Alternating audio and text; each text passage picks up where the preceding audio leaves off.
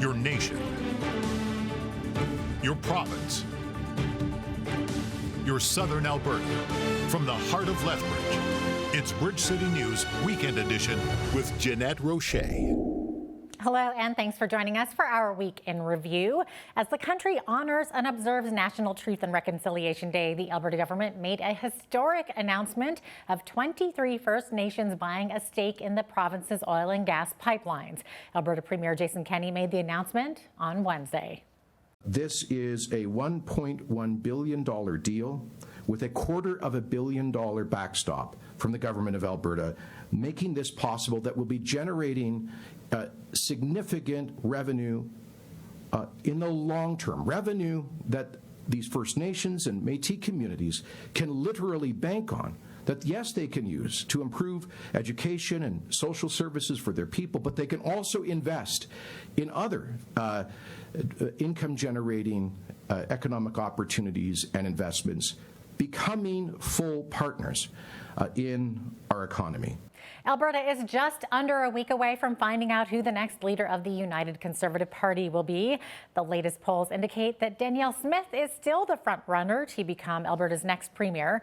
Smith was in Coaldale, Alberta Wednesday morning as one of 70 stops along her campaign trail. She says one of her plans, should she take office, is to fire the entire board at Alberta Health Services because of how they managed the pandemic.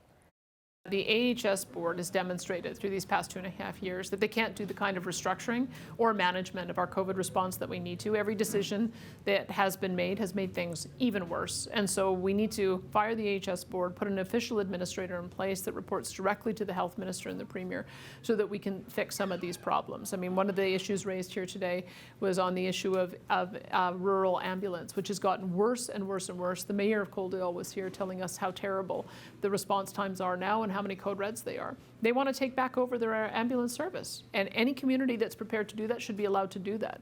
During her campaign, Smith has received a lot of criticism of her proposed Alberta Sovereignty Act.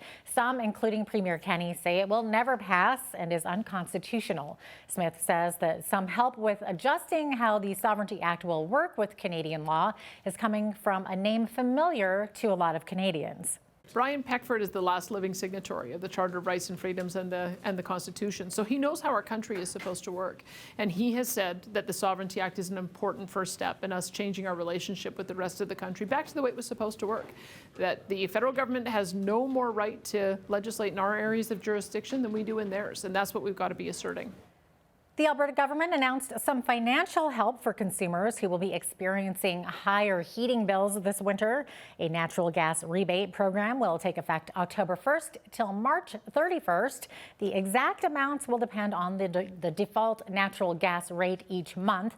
Officials say if the rate from a provider goes above $6.50 per gigajoule, rebates will be issued to eligible consumers, covering the difference between the $6.50 and the regulated rate on a consumption basis. A battle between members of Alberta's Criminal Defence Lawyer Association and the province is heating up. As of Monday, defence lawyers in Alberta are no longer taking legal aid cases. Protests have been held in Calgary, Edmonton, and Red Deer as lawyers are not happy. Greg White, a defence lawyer from the Michael Dietrich Law Office in Lethbridge, says there are two main messages the groups want to drive home to the Alberta government. The financial eligibility guidelines that have been set by the government of Alberta are too high. What I mean by that, as an example, is somebody who is on AISH, somebody who's making only $1,600 a month, they do not qualify for legal aid. Legal aid has been underfunded for many, many years.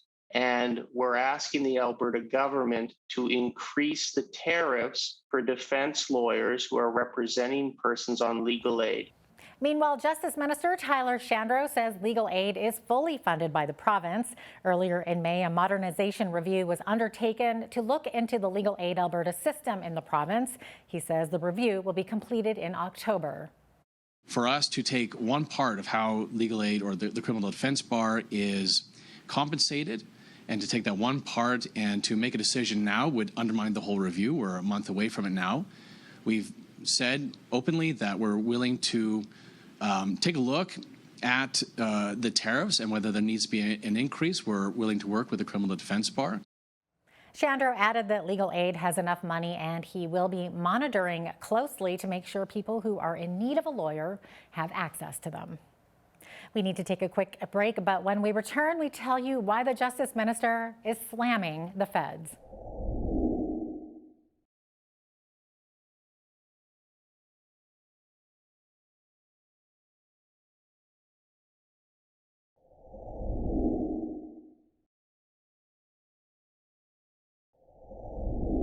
Alberta Justice Minister Tyler Shandro has blasted the federal government firearms ban. Shandro calls the move by Trudeau Liberals an overreach, which unfairly targets law-abiding gun owners. He said these were all firearms that were acquired legally, and his government will not work with Ottawa to help to confiscate around 30,000 guns. The list of over 1,500 banned models were all previously non-restricted or restricted firearms, and include hunting rifles and shotguns, as well as historical artifacts almost 100 years old. And while the federal government has labeled them as, in their words, assault style, end quote, that's a label designed to scare Canadians who are unfamiliar with firearms. It's a description based purely on their appearance and not on any unusual danger that they pose or mechanical capability that they possess. Indeed, these guns are not materially different from any number of semi-automatic rifles and shotguns that continue to be legal for any qualified Albertan to own. This is politically motivated confiscation, pure and simple. One that will do nothing to make Alberta a safer place or to reduce the criminal misuse of firearms. And so I responded to Minister Mendicino by telling him that no, Alberta will not assist the federal government in this or any federal effort to strip lawfully obtained personal property from our residents. Lethbridge West NDP MLA Shannon Phillips, along with NDP critic for advanced education David Egan, shared their thoughts on how the Alberta government can better support young people who choose to study and work in the province. Phillips says a good strategy to get post-secondary students to not only come to Lethbridge to study but to work here post-graduation is to establish a Future Leaders Council. There is no question that our economy needs young people to graduate out of this institution, out of the college, and stay here to build the kind of economy that we want to see. That is why we need a council to make sure that that voice is being heard, not just from Edmonton, not just from Calgary, but the tremendous amount of integration that already exists between our post-secondary institutions and the broader community down here in the south, and how we can build on our strengths going forward. A Future Leaders Council would give students an opportunity to be a part of the conversations when it comes to talks about post-secondary education. And speaking of post-secondary, the province announced it's investing $5 million to support and expand opportunities for Indigenous students. That includes a $750,000 grant for the Trade Winds to Success Training Society, which creates opportunities in the trades.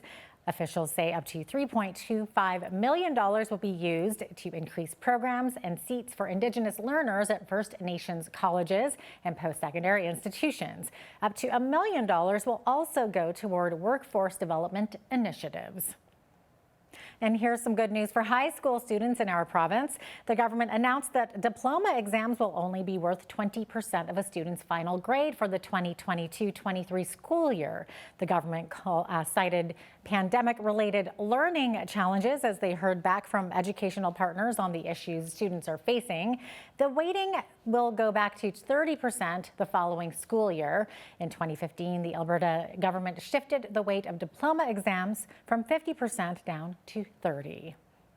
And starting in the spring of 2023, Alberta drivers are set to receive a reprieve while they cruise down the road. The government is no longer requiring drivers to take the advanced road test for Class 5 and 6 licenses. This means Albertans will save $150 by not having to take a second road test. Around 700,000 drivers in the province have their graduated driver's license and are qualified to take the advanced road test. The province says about 500,000 drivers consumers will be able to opt out of the GDL program. Alberta's Child and Youth Advocates has released a report into the deaths of 15 young people in government care, and most involve drugs. Of the deaths that took place between October 2021 and last March, 9 were a result of confirmed or suspected drug toxicity, and 12 were Indigenous youth. Ages ranged from 6 to 19 years old. Last year, the Advocate's Office called for the United Conservative Party government to develop a youth-specific opioid and substance use strategy, but it says no progress has been made on that recommendation. Advocate Terry Pelton says a harm reduction approach is needed for youth with addictions to get their foot in the door to recovery. Well, after the break, an Indigenous sport that's rising in popularity. That's next.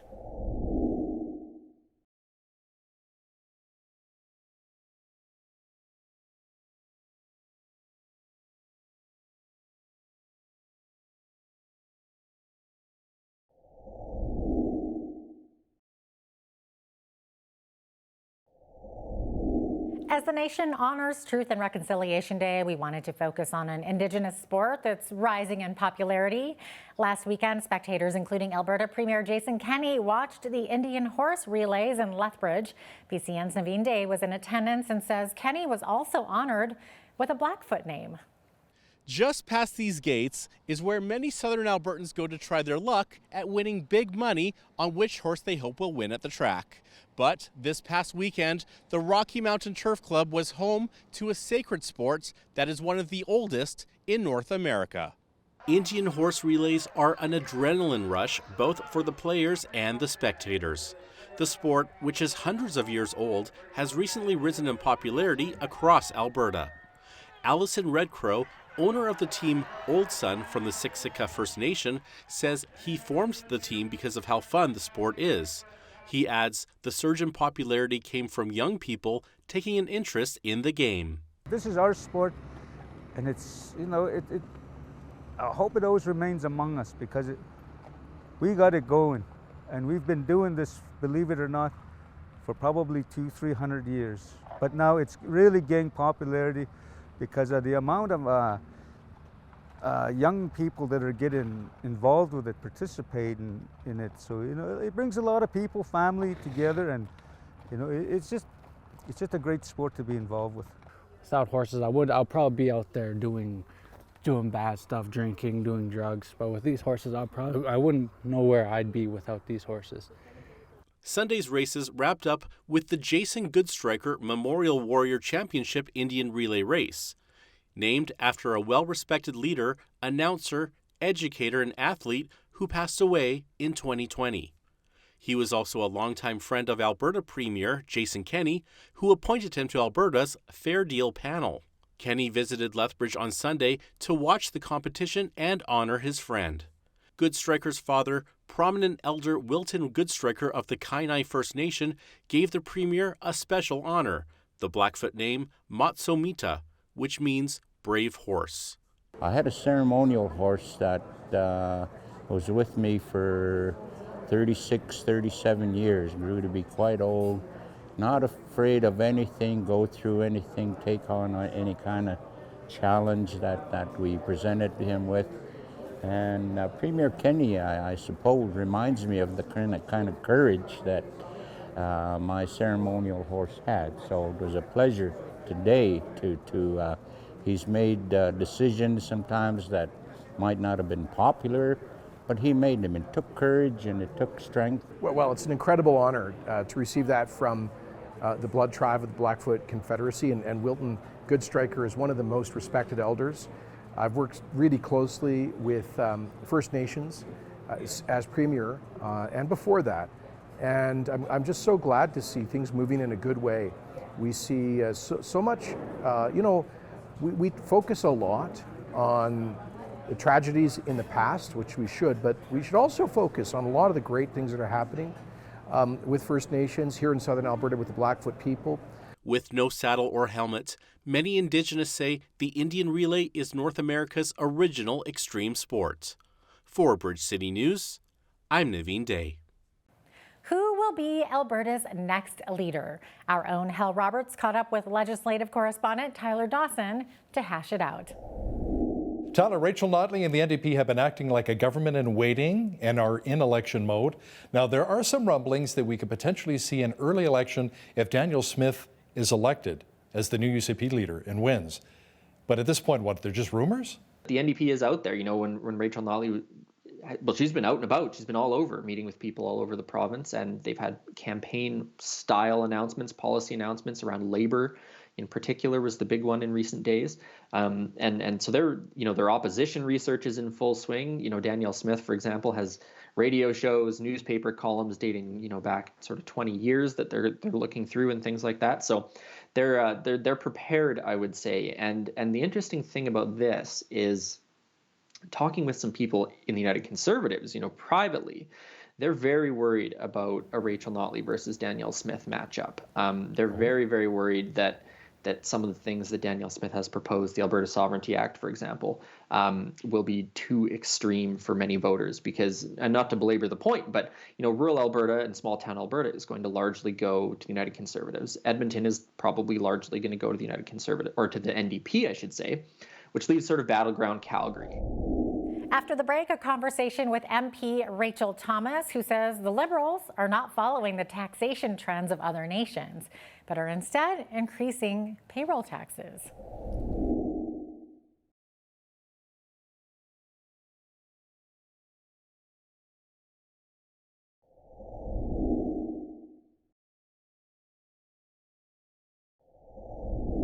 Welcome back. Lethbridge MP Rachel Thomas claims other nations are doing it better when it comes to taxes and that Canada should take note. Here's Hal Roberts and Rachel Thomas. Instead of cutting payroll taxes, the Canadian Taxpayers Federation says the Trudeau Liberals will be increasing the payroll tax yet again. Now, how would you approach the high cost of living if your party was in power? Yeah, again, a really great question. I think it's bizarre that the Liberals are increasing taxes in the midst of an affordability crisis. It just makes zero sense whatsoever. We're seeing increase in carbon tax. We're seeing an increase in inflation tax. We're seeing an increase in payroll tax. I mean, most Canadians are watching 30, 40, 50% of their paycheck come off and be discarded before they even get to bring the money home.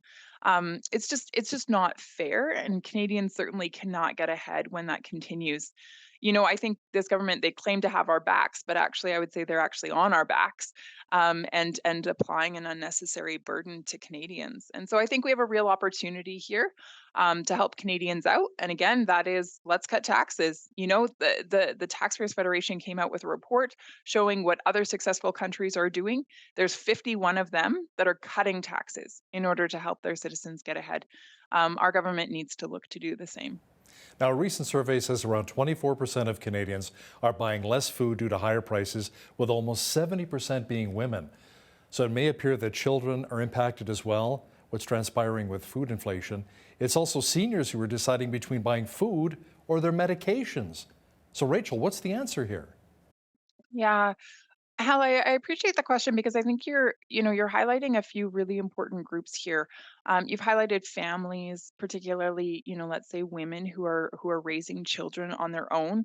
You've also highlighted seniors, and I would add a third group, and that is those who live with a disability. We're talking about folks who live on a very small government stipend. And those individuals don't have an opportunity to go get a job or earn a little bit of a higher wage or look for, new opportunities. They are at the mercy of a small amount of money.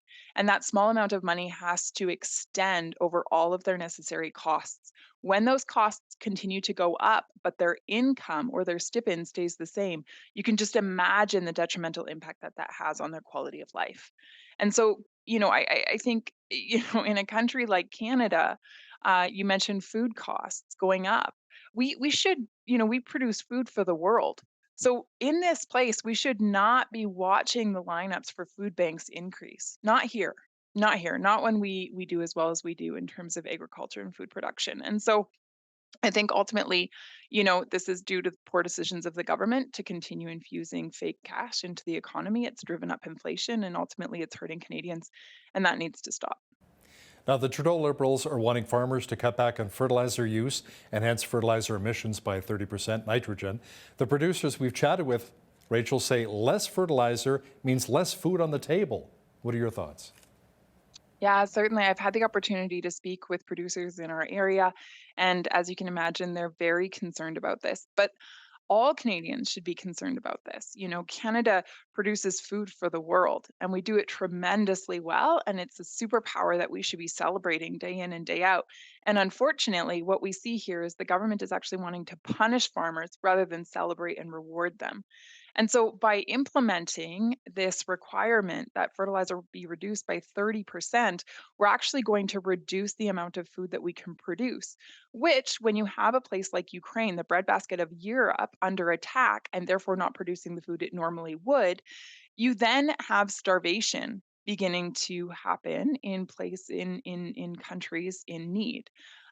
Canada could rise up and help be the solution to that, but when we have a government putting policies like this in place, it makes it awfully difficult.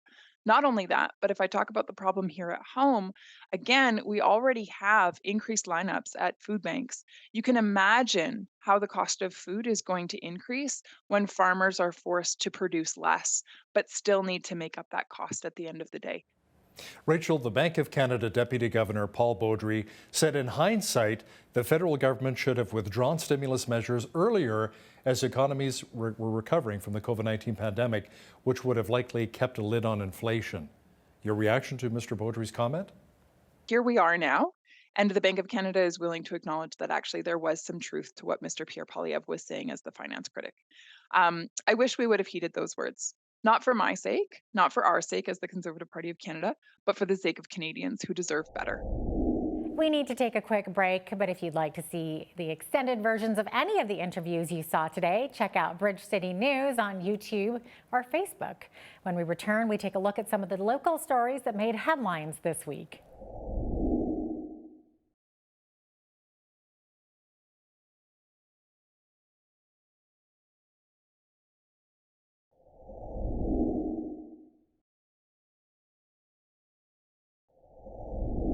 Welcome back. On Friday, we observed Orange Shirt Day, which is meant to honor Indigenous peoples who were taken from their homes and forced into residential schools across Canada.